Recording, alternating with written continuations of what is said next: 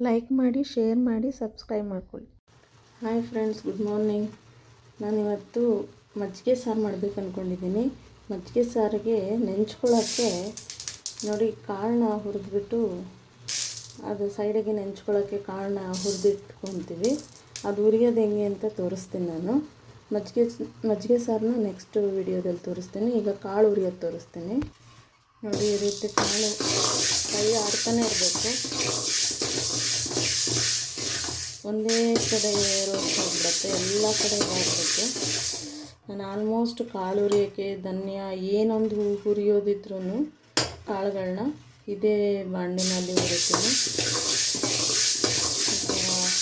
Silver ಬಾಣಲಿನಲ್ಲೇ ಹುರಿತೀನಿ.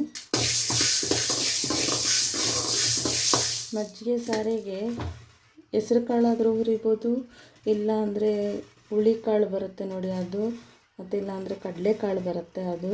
Same ಇದೇ ಪ್ರೊಸೀಜರಲ್ಲಿ ನೀಟಾಗಿ ಹುರ್ಕೊಂಡು ಉಪ್ಪು ಖಾರ ಹಾಕೋದು ತೋರಿಸ್ತೀನಿ. ಇದು ಫ್ರೈ ಆಗಬೇಕಷ್ಟೇ ನೋಡಿ. ಈಗ ಆಗಿದೆ, ಇದು ಕಾಳೆಲ್ಲ ಹುರಿದಾಗಿದೆ. ಈಗ ನಾನು ನೋಡಿ ಕಾಲು ಸ್ಪೂನ್, ಸ್ವಲ್ಪ ಒಂದು 2 ಚಿಟಿಕೆಯಷ್ಟು ಅಂದ್ಕೊಳ್ಳಿ, ಹಿಂಗೆ ಹಿಡ್ಕೊಂಡು 2 ಚಿಟಿಕೆಯಷ್ಟು ಖಾರದ ಪುಡಿ, 2 ಚಿಟಿಕೆಯಷ್ಟು ಉಪ್ಪಿನ ಪುಡಿ ಹಾಕಿ ಹೀಗೆ ತಿರುಗಿಸ್ತಿದ್ರೆ ಆಯಿತು, ಅದು ಫ್ರೈ ಆಗಿಬಿಡತ್ತೆ. ಆಯಿತು ನೋಡಿ, ಈಗ ಅಷ್ಟೇ. ಮತ್ತು ಆಫ್ ಮಾಡೋಣ.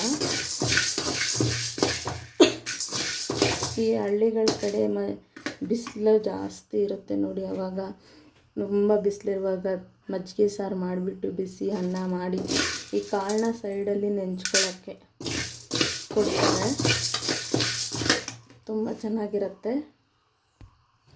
ನೋಡಿ. ಕಾಳು ಹುರಿದಿರೋದು ರೆಡಿಯಾಗಿದೆ. ಈಗ ನೆಕ್ಸ್ಟು ನಾನು ಮಜ್ಜಿಗೆ ಸಾರು ಹೇಗೆ ಮಾಡೋದು ಅಂತ ತೋರಿಸ್ತೀನಿ ನೋಡಿ. ಹೀಗೆ ಡ್ರೈ ಇರಬೇಕು. ಖಾರ ನೋಡ್ಕೊಂಡು ಹಾಕ್ಕೊಳ್ಳಿ, ಮತ್ತು ಘಾಟಾಗಿಬಿಡುತ್ತೆ. ಈಗ ನೆಕ್ಸ್ಟು ನಾನು ಮಜ್ಜಿಗೆ ಸಾರು ಹೇಗೆ ಮಾಡೋದು ತೋರಿಸ್ತೀನಿ. ಕಾಳು ಹುರಿಯೋದಕ್ಕೆ ನೀವು ಬೇಕಿದ್ರೆ ಖಾರ ಬೇಕಿದ್ರೆ ಹಾಕ್ಕೊಳ್ಬೋದು, ಇಲ್ಲಾಂದರೆ ಬರೀ ಉಪ್ಪಷ್ಟೇ ಹಾಕಿ ಹುರಿಬೋದು. ಯಾಕಂದರೆ ಮಕ್ಕಳು ಖಾರ ಆಯ್ತಂದರೆ ಕಾಳು ಹುರಿದಿರೋದು ತಿನ್ನಲ್ಲ. ನೀವು ಉಪ್ಪು ಬೇಕಾದರೆ ಖಾರ ಹಾಕೋ ಬದಲು ಬರೀ ಉಪ್ಪು ನೀರು ಹಾಕ್ಬಿಟ್ಟು ಹಾಗೆ ಫ್ರೈ ಮಾಡ್ಬೋದು. ಈಗ ನಾನು ಮಜ್ಜಿಗೆ ಸಾರಿಗೆ 1 ಬಟ್ಲು ನೋಡಿ, ಇದರಲ್ಲಿ 1 ಬಟ್ಲು ಮೊಸರು ತೊಗೊಂಡಿದ್ದೀನಿ. ಸ್ವಲ್ಪ ಒಂದಿಷ್ಟು ಜಾಸ್ತಿ ಹಾಕಬಾರ್ದು, ಶುಂಠಿ ಸ್ವಲ್ಪ, ಶುಂಠಿ, ಜೀರಿಗೆ 1/4 ಸ್ಪೂನು, ಕೊತ್ತಂಬರಿ ಸೊಪ್ಪು, ಬೆಳ್ಳುಳ್ಳಿ 4ರಿಂದ 5 ಎಸಳು ಬೆಳ್ಳುಳ್ಳಿ, ಸ್ವಲ್ಪ ಕಾಯಿ ತುರಿ, ಒಂದು 7 ಸ್ಪೂನ್ ಕಾಯಿ ತುರಿ, 1/4 ಸ್ಪೂನು ಧನಿಯಾ ಪೌಡರು, ಅರ್ಧ ಸ್ಪೂನು ಖಾರದ ಪುಡಿ, ಅರ್ಧ ಈರುಳ್ಳಿ. ಇದನ್ನು ಸ್ವಲ್ಪ ನೀರು ಮಾಡಿಕೊಂಡು ಮೊಸರನ್ನ ಮಜ್ಜಿಗೆನಲ್ಲಿ ಈ ಮಸಾಲೆನ ರುಬ್ಕೋಬೇಕು. ನೀರು ಹಾಕ್ಬಾರ್ದು, ಮಜ್ಜಿಗೆನಲ್ಲಿ ರುಬ್ಕೊಳ್ಬೇಕು. ಇದು ಮೊಸರಿದು, ಇದಕ್ಕೆ ಸ್ವಲ್ಪ ನೀರು ಆ್ಯಡ್ ಮಾಡಿಕೊಂಡು ಇದನ್ನು ರುಬ್ಕೊಬೇಕು ನೋಡಿ. ರುಬ್ಬಕ್ಕೆ ನಾನು ಮಜ್ಜಿಗೆ ಹಾಕ್ಕೊತಾ ಇದ್ದೀನಿ. ಇದನ್ನು ಹಾಕ್ಕೊಂಡೇ ರುಬ್ಬಬೇಕು ಸ್ವಲ್ಪ ನೋಡಿ. ಈ ಥರ ರುಬ್ಕೊಂಡಿದ್ದೀನಿ. ಈಗ ಒಗ್ಗರಣೆ ಮಾಡೋಣ. ಈಗ ನೋಡಿ 4 ಸ್ಪೂನ್ ಎಣ್ಣೆ ಹಾಕಿದ್ದೀನಿ. ಈಗ ಸಾಸಿವೆ ಹಾಕ್ತಾಯಿದ್ದೀನಿ, ಸ್ವಲ್ಪ ಜೀರಿಗೆ ಆವಾಗಲೇ ಹಾಕಿದ್ದೀವಿ, ಸ್ವಲ್ಪ ಹಾಕಿ, ಮತ್ತು ಈರುಳ್ಳಿ, ಕರಿಬೇವು ಹಾಕಿ ಫ್ರೈ ಮಾಡಿ ನೋಡಿ. ಫ್ರೈ ಆಯಿತು. ಈಗ ಮಸಾಲೆ ಹಾಕೋಣ, ರುಬ್ಬಿಟ್ಕೊಂಡಿರೋದು. ತಿರುಗ್ತಾನೇ ಇರಬೇಕು ಹಾಕಿದ್ಮೇಲೆ, ಯಾಕಂದರೆ ಮಜ್ಜಿಗೆ ಎಲ್ಲ ಹಾಕ್ಕೊಂಡು ರುಬ್ಕೊಂಡಿರ್ತೀವಿ, ಒಡೆಯೋ ಚಾನ್ಸಸ್ ಇರುತ್ತೆ ನೋಡಿ. ಕುದೀತಾ ಇದೆ ಎಲ್ಲ, ಇವಾಗ ಮಸಾಲೆ ಎಲ್ಲ ಬೆಂದಿದೆ. ಈಗ ನೋಡಿ, ಇದನ್ನು ಮೊಸರಿರೋದನ್ನ ಮಜ್ಜಿಗೆ ಮಾಡ್ಕೊಂಡಿದ್ದೀನಿ, ಹಾಕ್ಬಿಟ್ಟು ತಿರುಗಿಸ್ಬೇಕು.